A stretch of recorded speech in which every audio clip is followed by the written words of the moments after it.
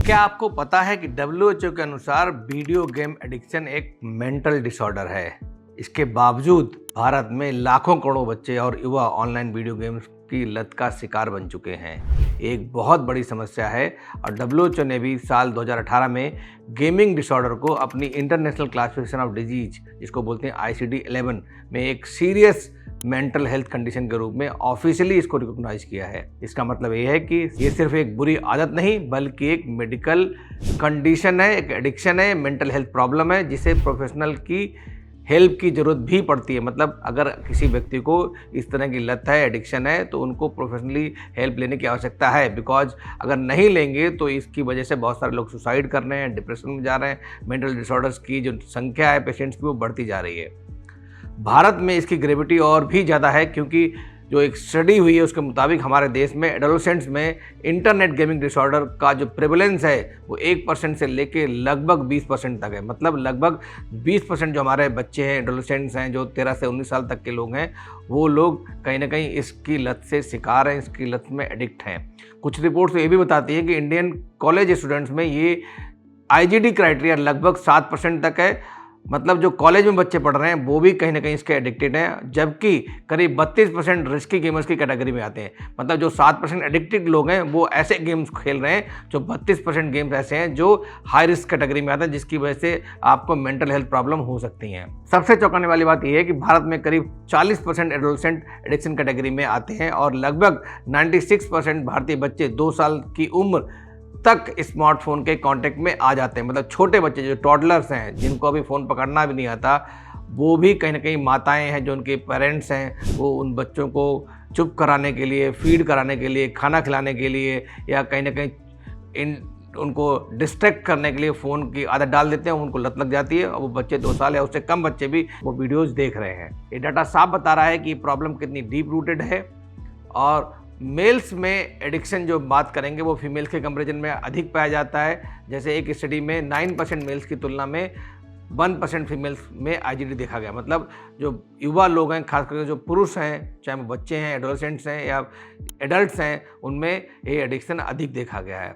Games को इस तरह से डिज़ाइन किया जाता है कि वो डोपामिन रिलीज हो। मतलब हमारी बॉडी में एक डोपामिन हार्मोन होता है, जब भी मुझे कोई किक मिलती है किसी चीज़ से तो वो डोपामिन रिलीज होता है और वो उसको और करने के लिए बोलता है। तो जितने गेम्स हैं वो उनको इस तरह से डिज़ाइन किया जाता है कि इसमें छोटे छोटे लोगों को जीतें मिलती हैं, मतलब उनको विक्ट्रीज मिलती हैं, उनको नए माइलस्टोन्स मिलते हैं जिससे उनकी डोपामिन रिलीज होती है। उससे क्या होता है, उनको इंस्टेंट ग्रेटिफिकेशन मिलता है और लगातार खेलने के लिए मोटिवेशन मिलता है।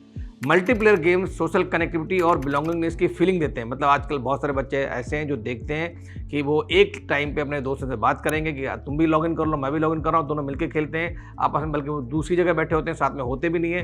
बिकॉज ऑफ इंटरनेट कनेक्टिविटी की वजह से पॉसिबल है। तो इसका एक साइड इफेक्ट है कि उनको ऐसी फीलिंग आती है कि वो एक साथ बैठे हों, बट उससे और एडिक्शन बढ़ता है और कहीं ना कहीं उससे और मेंटल प्रॉब्लम्स बढ़ती हैं।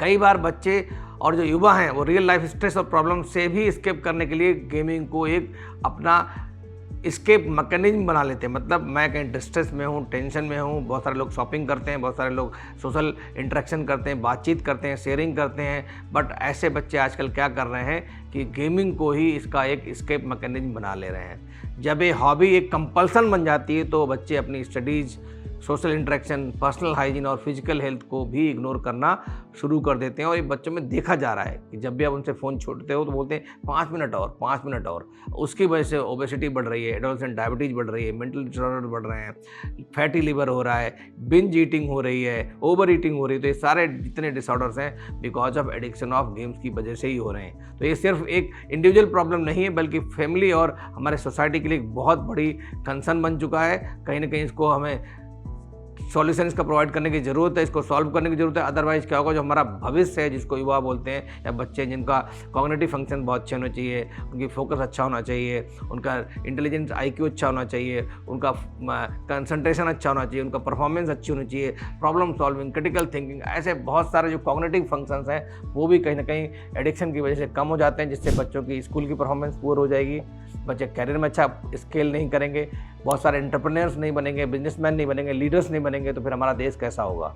तो अगर आप चाहते हैं कि आपका बच्चा बड़ा होके हमारे देश को लीड करे, हमारे देश के लिए कुछ बड़ा काम करे, एंटरप्रेन्योर बने, अच्छा बिजनेसमैन बने, CXO की पोस्ट हासिल करे और देश को सपोर्ट करे, हर तरह से कंधे से कंधा मिला के अपनी स्किल सेट और नॉलेज सेट देश में कंट्रीब्यूट करे, वैल्यू एड करे, तो प्लीज़ इन गेम्स से उसको दूर रखिए। अब बात करते हैं कि अगर कोई बच्चा लंबे समय तक गेम्स में खोया रहता है, काल्पनिक दुनिया में खोया रहता है, तो उसके बच्चे के मन पर क्या असर पड़ता है उसके बारे में बात करते हैं। एज ए पीडियाट्रिशियन मैं फिर आपको बताना चाहूँगा कि ऑनलाइन गेमिंग में लंबे समय तक इन्वॉल्व रहने से क्या होता है, बच्चों की फिजिकल हेल्थ तो इम्प्रूव खराब होती ही होती है, बल्कि उनकी मेंटल हेल्थ पर भी कई सारे सीरियस कॉन्सिक्वेंसेस देखे जाते हैं। मेंटल हेल्थ कौन कौन से इशू होते हैं, जैसे मैंने बताया कि गेमिंग एडिक्शन से डिप्रेशन है, एंजाइटी है, इरिटेबिलिटी है, मूड स्विंग्स हैं, एग्रेशन है, टेंट्रम्स हो करना, ADHD हो जाना, ऑटिज्म हो जाना, साइकोटिक डिसऑर्डर्स होना, इवन कभी कभी सुसाइडल टेंडेंसी भी देखी जाती है।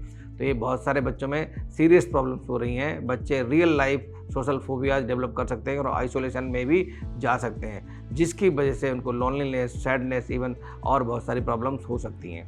दूसरा बहुत बड़ा इंपॉर्टेंट जो मैंने पहले बताया था आपको, कॉग्निटिव डेवलपमेंट पर फर्क पड़ता है। मींस एक्सेसिव स्क्रीन टाइम से बच्चों के जो एग्जीक्यूटिव फंक्शंस होते हैं वो नहीं हो पाते हैं, जैसे प्लानिंग करना, फोकस करना, सेल्फ रेगुलेट करना अपने आप को, अटेंशन स्पैन को इम्प्रूव करना, या क्रिटिकल थिंकिंग है, लर्निंग है, short term memory, long term memory, performance है, वो सब कहीं ना कहीं पूर हो जाती है और बच्चे इम्प्रूव नहीं करते हैं किसी भी एरिया में, चाहे वो फिजिकल हेल्थ की प्रॉब्लम हो एरिया हो, मेंटल हेल्थ का एरिया हो, कैरियर हो, एकेडमिक्स हो या सोशल इंटरेक्शंस हो, सबसे कहीं ना कहीं वो आइसोलेट हो जाते हैं। अब बात करते हैं सोशल विड्रॉल और आइसोलेशन की। जैसे जैसे बच्चे गेमिंग में ज़्यादा टाइम बिताते हैं, वे फ्रेंड्स और फैमिली के साथ फेस टू फेस इंटरेक्शन को नेग्लेक्ट करने लगते हैं, मतलब उनको दूर रहने लगते हैं उन लोगों से। इससे उनकी जो इंटरपर्सनल स्किल्स हैं, जो टीम मैनेजमेंट स्किल्स हैं, जो लीडरशिप स्किल्स हैं, वो एक्चुअली कम हो जाती हैं और रियल वर्ल्ड सोशल कनेक्शंस भी टूट जाते हैं। मीन्स आप ध्यान से सोचिए कि अगर एक बच्चा गेम्स के अंदर ही इन्वॉल्व है, वो इंटरेक्ट कर ही नहीं रहा है अपने पीयर ग्रुप से, अपने पेरेंट्स से, अपने दोस्तों से, अपने फैमिली से, तो कहीं ना कहीं जो टीम मैनेजमेंट है, टीम में काम करना, वो सीखेगा ही नहीं, स्किल सेट डेवलप ही नहीं होगी, नॉलेज डेवलप ही नहीं होगी, लीडरशिप स्किल्स हैं वो उसको आएंगी नहीं, तो कहीं ना कहीं वो अपने कैरियर में भी उन सबसे दूर रहेगा और वो कनेक्शन नहीं बना पाएगा। जो नेटवर्किंग कनेक्शंस हैं, लीडरशिप कनेक्शंस हैं, उसकी वजह से उसके कैरियर में बहुत सारी प्रॉब्लम्स आ सकती हैं। अब बात करते हैं फिजिकल हेल्थ प्रॉब्लम्स क्या क्या हो सकती हैं। जैसे जैसे सेडेंट्री लाइफस्टाइल बढ़ता है, मीन्स उसका कोई भी कारण हो, तो गेमिंग एक बहुत बड़ा कारण है जिससे सेडेंट्री लाइफस्टाइल बढ़ जाता है। मतलब आप बैठ के काम करते हैं, आप फिजिकल एक्टिविटीज़ कर ही नहीं रहे, सारे गेम्स आप फ़ोन स्क्रीन पे देख रहे हैं, जिससे क्या होगा, आप ओवर ईटिंग करेंगे, बिंज ईटिंग करेंगे, खाते रहेंगे, पता ही नहीं लगेगा आपको। इवन जब फिजिकल एक्टिविटीज़ नहीं करेंगे तो आपका BMR कम हो जाएगा, आप कैलोरी बर्न नहीं कर पाएंगे, जिससे ओबेसिटी का, मोटापे का रिस्क बढ़ जाता है। देर रात गेमिंग से स्लीप डिस्टर्बेंस बढ़ जाते हैं, insomnia, chronic fatigue, eye strain, headache, neck और बैक पेन, इवन जिसको बोलते हैं सर्वाइकल स्पॉन्डिलाइटिस, भी बहुत सारी कॉमन प्रॉब्लम्स हैं जो हो जाती हैं। पर्सनल हाइजीन भी अक्सर इग्नोर होता है। बच्चे क्या करेंगे, सुबह उठेंगे नहीं, नहाएंगे नहीं, धोएंगे नहीं, ब्रश नहीं करेंगे, स्क्रीन पकड़ेंगे, फ़ोन पे चालू हो जाएंगे। उससे क्या होता है, उनकी जो पर्सनल हाइजीन होना चाहिए जिसको वो इग्नोर करने लगते हैं, जिसमें सारी जो स्किन प्रॉब्लम्स बढ़ सकती हैं, हाइजीनिक प्रॉब्लम्स बढ़ सकती हैं, इन्फेक्शंस बढ़ सकते हैं, कैरीज टूथ हो सकते हैं, इवन और बहुत सारे इन्फेक्शन, सीरियस इन्फेक्शन, टाइफाइड वगैरह अगर वो हैंड हाइजीन नहीं कर रहे हैं वो भी हो सकता है। बिहेवियरल चेंजेस क्या क्या हो सकते हैं बच्चों में, बच्चे इंपल्सिव हो सकते हैं, गेमिंग से रोकने पर एग्रेसिव या हॉस्टाइल रिएक्शन दे सकते हैं। मतलब कि अगर आप बच्चा को उसको मना कर रहे हो गेम खेलने से, वो एग्रेशन उसके अंदर दिखाया जाएगा, हॉस्टाइल रिएक्शन दिखेगी और अपनी गेमिंग हैबिट्स के बारे में झूठ बोलने लगेंगे। बच्चे रात को सोएंगे नहीं, आप वेट करेंगे पेरेंट्स सो जाएं, उसका फ़ोन निकालेंगे या फिर खेलने लगेंगे, तो झूठ बोलने की आदत पड़ेगी, हॉस्टाइल रिएक्शन आने की पड़ेगी, एग्रेसिव, डिसोबीडियंस है, ये सब चीज़ें कहीं ना कहीं उनके अंदर आ जाएंगी, जिसकी वजह से वो अपनी डेली रिस्पॉन्सिबिलिटीज़ को मिस करेंगे या नहीं करेंगे। जैसे स्कूल वर्क को मिस करना है, नेगलेक्ट कर सकते हैं, फिजिकल एक्टिविटीज़ नहीं करना, कोई घर में होमवर्क करना वो नहीं करेंगे, घर के अंदर जो बहुत सारे उनकी रिस्पॉन्सिबिलिटीज़ होती हैं एज ए सोशल इंडिविजुअल वो नहीं करेंगे। तो मैं फिर बोलूँगा, अगर आपका बच्चा सच में ही एडिक्शन से शिकार है, और वो है, मैं बता रहा हूँ 90% बच्चे इस समय एडिक्टिव हो चुके हैं डिजिटल मीडिया से या जो स्क्रीन टाइम के लिए, तो कहीं ना कहीं उसका होलिस्टिक डेवलपमेंट या 360 डिग्री डेवलपमेंट नहीं हो रहा है। वो उसके हेल्थ इशूज चैलेंज करेंगे, मतलब mental health, physical health, psychological health, social health, ये सारे अफेक्ट करेंगे। इसके अलावा उसकी जो कॉग्निटिव फंक्शंस हैं ब्रेन में वो अफेक्ट हो जाएंगे, वो अच्छा इंटेलिजेंट नहीं होगा,